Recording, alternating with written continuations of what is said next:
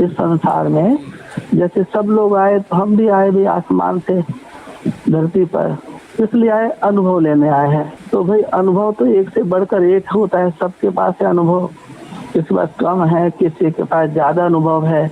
माता पिता का अपना अनुभव होता है, बच्चों का अपना अनुभव होता है, व्यापारियों का, हर जैसा जिसका पद होता है, जैसा जिसका जॉब होता है, जैसे जैसे इंसान का समय जीवन जिस माहौल में कटता है बढ़ता है, तो उसका अनुभव होता है अपने वायुमंडल का, अपने पर्यावरण का, अपने परिवेश का, अपने देश का, अपने रंग रूप का, सबको अंदर में होता है।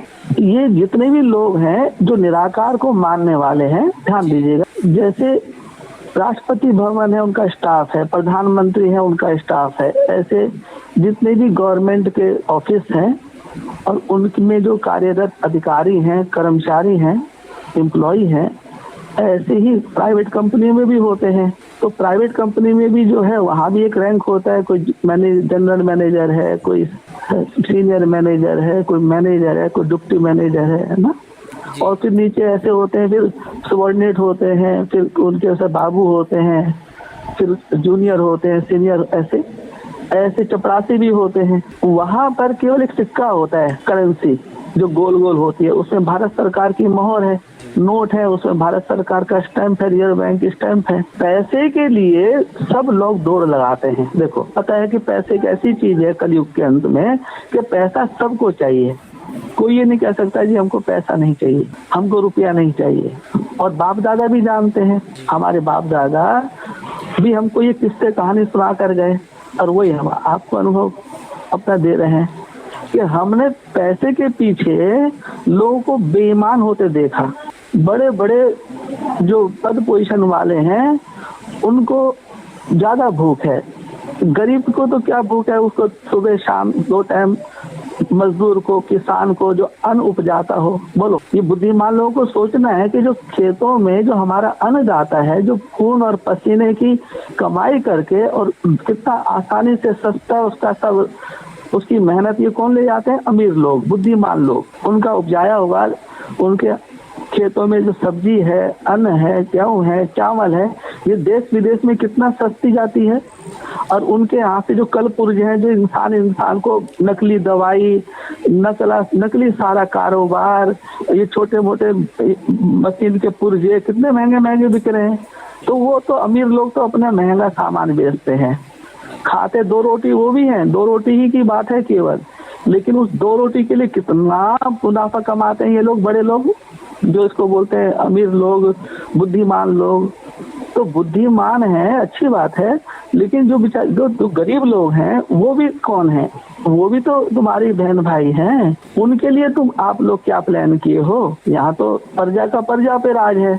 और किससे कहानी सुनाने में, थ्योरी सुनाने में, शास्त्र सुनाने में एक से एक बढ़कर के महारत हासिल है यहाँ पर। तो वो गुरु लोग केवल जिसको देखा नहीं उस निराकार की बातें करते हैं।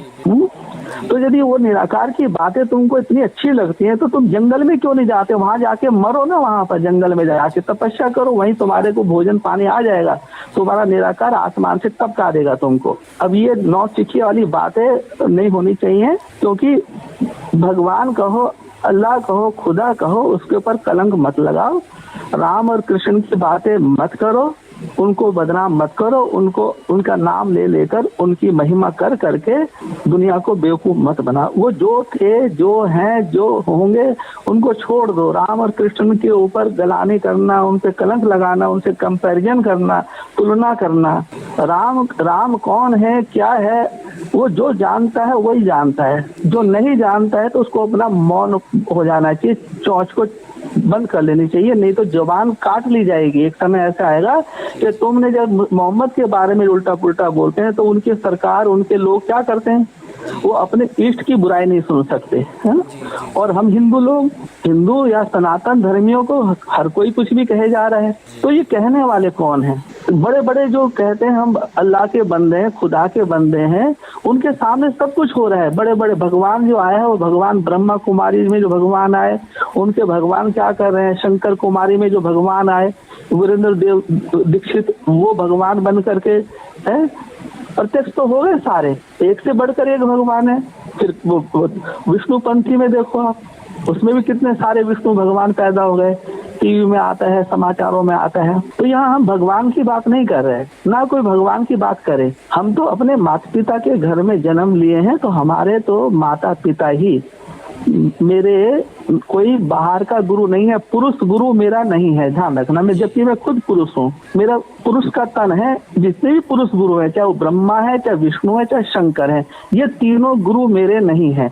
मैं इन तीनों का आदर करता हूँ, मैं निरादर नहीं करता हूँ। ब्रह्मा जी को भी मैं नमस्ते करता हूँ, शंकर जी को भी करता हूँ, विष्णु जी को भी करता हूँ। ना मेरे को काहे से दोस्ती, ना काहू से बैर, ठीक है। कबीरा तेरी झोंपड़ी गल कटियन के पास, करेंगे सो भरेंगे तू क्यों भय उदास।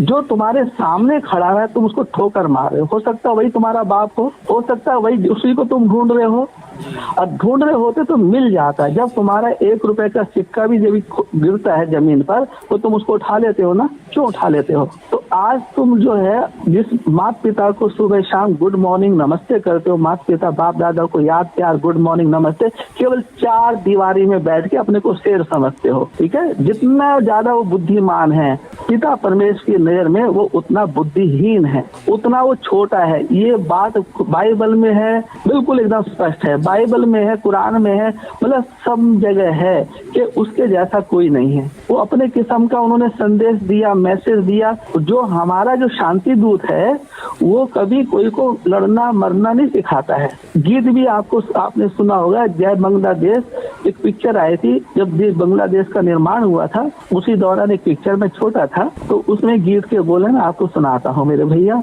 मैं चाहता हूँ कि समस्या का समाधान होते ही विस्तार नहीं होना चाहिए, सार में आ जाओ। कोई जो पूर्व पश्चिम उत्तर दक्षिण, चाहे वो हिंदू है भाई, चाहे मुसलमान है, चाहे सिख है, चाहे ईसाई है, चाहे आर्य समाजी है, चाहे सन्यासी है, चाहे उदासी है, जितने भी मठ पंथ वाले अपने को कहते हैं हम ब्राह्मण हैं, नाम लेके बोल रहा हूँ। ब्राह्मण बोलते हैं किनको, पंडित किनको बोलते हैं, विद्वान को। विद्वान होना अच्छी बात है, पंडित होना अच्छी बात है। पंडित माने ज्ञानी, आधा अधूरा पंडित नहीं, क्योंकि नीम हकीम खतरे जान। तो जितने भी अपने को कहते हैं आत्मा तो परमात्मा, वो क्या करते हैं, जब से आप आत्मा हो तो परमात्मा भी साकार होने चाहिए ना भाई। कोई भी शक्ति वाला है, कोई भी वीडियो चैनल बनाकर जो इसमें आ रहे हैं आजकल फेसबुक व्हाट्सबुक के ऊपर, और ये साइंस के साधन, ये जो मीडिया है आपका, वो जितने भी हैं वो अपना पूरी कोशिश कर रहे हैं। जिसको तुमने देखा नहीं तुम उसकी बातें करते हो, बोलो। और जो तुम्हारी आंखों के सामने दिखाई दे रहा है, जिसको तुम माता जी बोलते हो, तो माता जी क्यों बोला आपने, क्या क्यों बोला। जैसे सब बोलते हैं तो आप माता जी बोलोगे तो ठीक है, माता जी बोलोगे तो आप उनके बच्चा नहीं हो तो माता जी मत बोलो, क्या है। यदि तुम किसी को बहन बोलते हो तो भाई फिर उसको बहन क्यों बोला आपने, किसको भाई बोलते तो क्यों बोलते हो भाई, बहुत बताना पड़ेगा।